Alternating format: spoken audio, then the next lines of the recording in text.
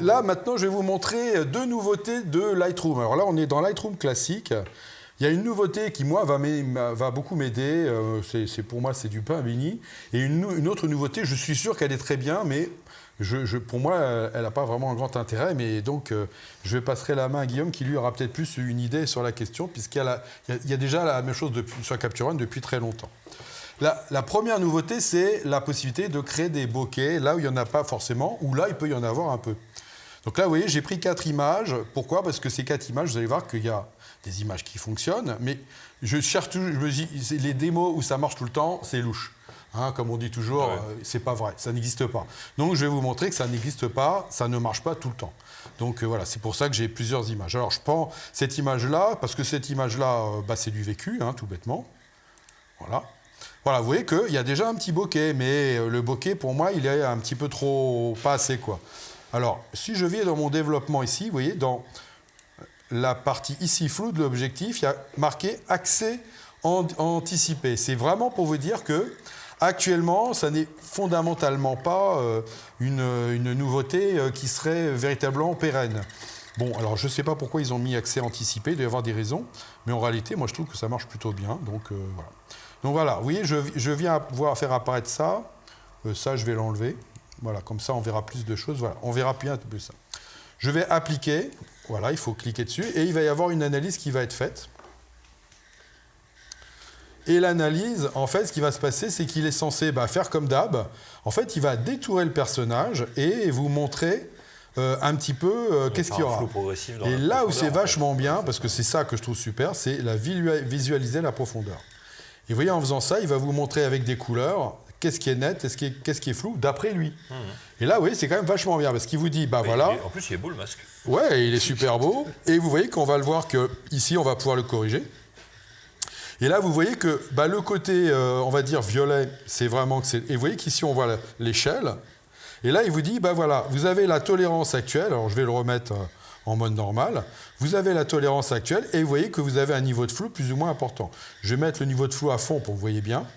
Et vous voyez que ça m'a bien descendu quand même, le flou. Hein, c'est plutôt pas mal. Je vais vous montrer avant, après. Voilà, vous voyez que c'est franchement pas mal. Et ici, vous avez un petit élément supplémentaire où il vous dit, je peux vous faire plusieurs bokeh différents. C'est des rendus de bokeh.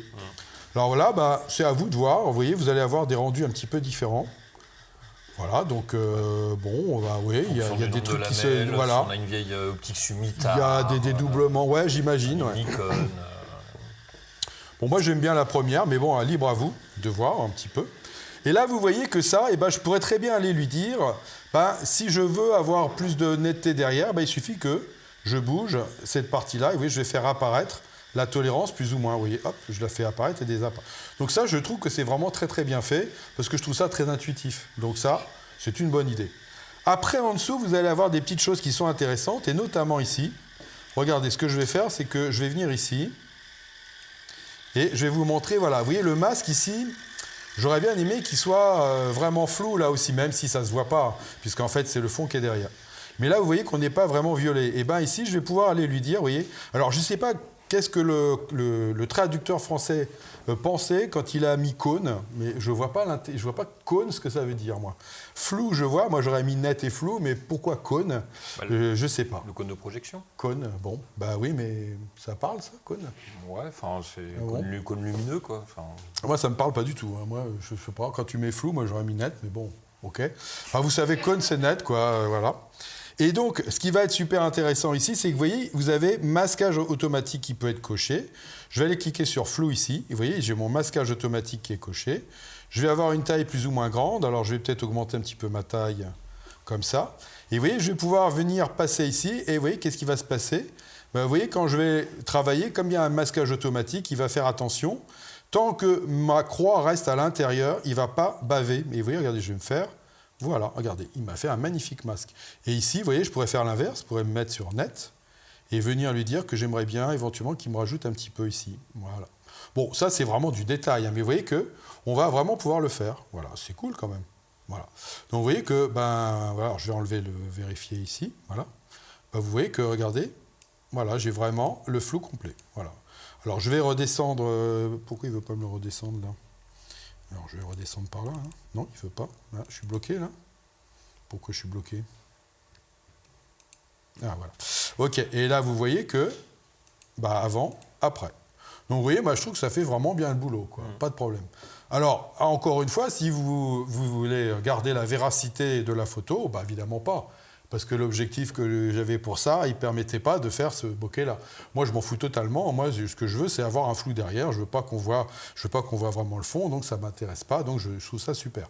Donc, tout va dépendre de votre demande. Moi, je suis dans le trucage complet. Hein, vous allez le voir après. Je fais du montage à fond. Donc, moi, le flou m'intéresse vraiment. Donc, dans un cas comme ça, si j'ai envie d'isoler mon personnage, je trouve ça vachement bien. Donc, ici, vous voyez, j'ai appliqué. Vous voyez que là, il y en a un peu des deux côtés. Donc là, bah, qu'est-ce qu'il va m'analyser? On va voir.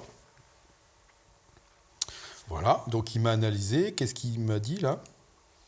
Voilà, donc là, vous voyez, il a mis la netteté ici et pas sur le personnage. Bon, c'est pas vraiment exactement ce que j'aurais voulu, moi. Est-ce que tu peux lui désigner, justement? Voilà. D'une certaine façon, ouais, mais bof. Donc là, dans un cas comme ça, bah, ça marche, mais bah, il faudra peut-être que j'aille faire cône, que j'enlève peut-être le masquage et que j'aille lui dire, peut-être en étant un petit peu plus grand. Alors normalement, avec la roulette de la souris, ça vous permet d'agrandir aussi. Et que j'aille lui dire que ici, j'aimerais bien, vous voyez, que, bah, vous voyez que là, bah, il veut pas de moi. Donc, ouais, vous voyez que là, pas terrible. Bon, mais le résultat au final, bah, il n'est pas si mal que ça, puisque je vais quand même être net sur le personnage. Donc là aussi, il y a quelque chose. Bon, et regardez quand je vais bouger ça. Voilà, ici. Bah, je vais avoir un peu plus de flou là, mais le personnage va rester net. Bon. Et est-ce que tu peux l'appliquer, cette fonctionnalité, par exemple, au masquage automatique, sujet, arrière-plan, etc. Non, non, c'est que vraiment spécifique. Ah, ouais, c'est vraiment que là. Que là, il y a absolument... Donc en fait, là, en gros, l'autre solution serait d'appliquer, on va dire, le trucage, entre guillemets, standard, de sélectionner l'arrière-plan et de faire une clarté inversée ou des choses comme ça. Quoi. Ah ben ça ne changera pas de problème. Là, c'est histoire d'aller plus vite. Alors là, vous voyez qu'ici, bon, je suis modérément... ça marche pas super bien.